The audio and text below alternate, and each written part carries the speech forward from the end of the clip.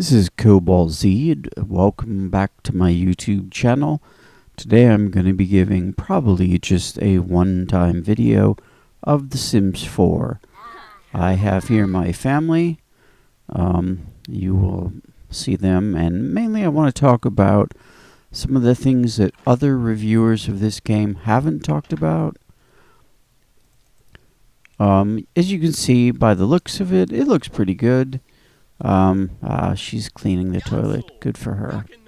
I apologize, by the way. This is morning. I tend to do these in the evening, late evening, and my cat is here, and she's sniffing the microphone, actually, right now.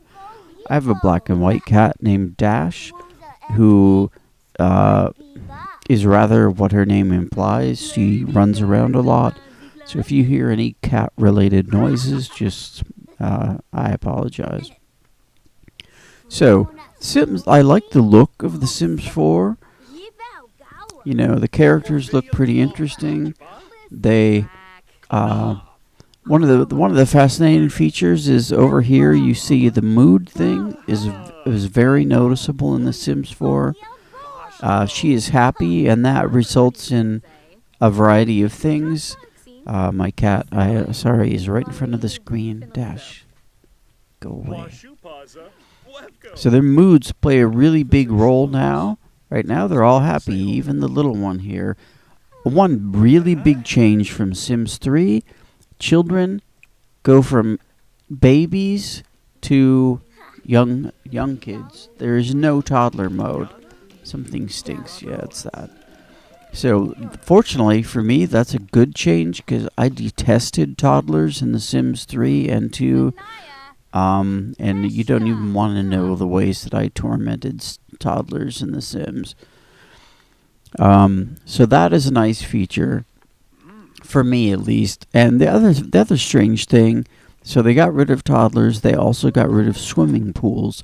That could be because swimming pools were a really popular way of killing not toddlers, because if I recall, you couldn't kill toddlers in the pool, but of getting rid of extraneous younger Sims, and or occasionally an elder would go for a swim and never come back. Aw. I'd like to play this on the full free mode, or whatever it's called, free will, so they just do their thing. To me, I find that kind of fascinating. But one of the biggest changes that I do not like in The Sims 4 is that if you go to Simology, let's find it, it's right here. It shows Jasmine here. It shows how old she is, what level she is, her traits. There's a variety of stats, which are really nice. Excuse me.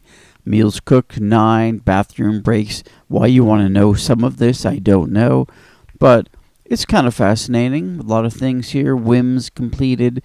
Whims are like the, I forget what they were called in Sims 3, but when you complete, they're like these things up here. When you complete these, you get points. There's his 25.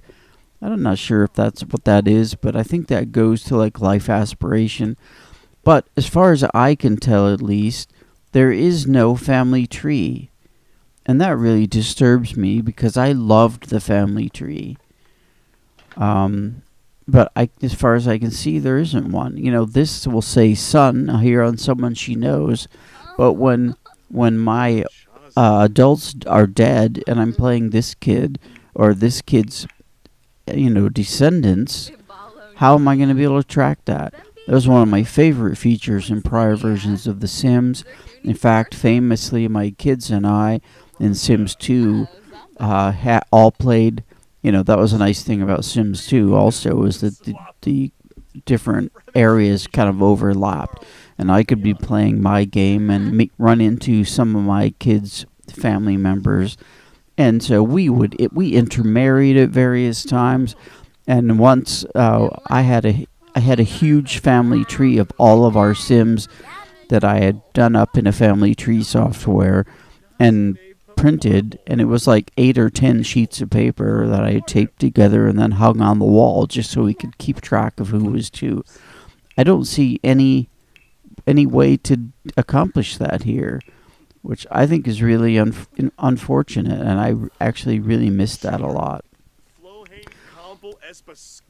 I think if I double click, I can follow. I haven't gotten really good at following someone around. There we go. That will follow her. So that's a nice feature. You'll have to excuse her boobs. I had to play around with just how big I could make them, and so she's a little top heavy. Woohoo is much the same.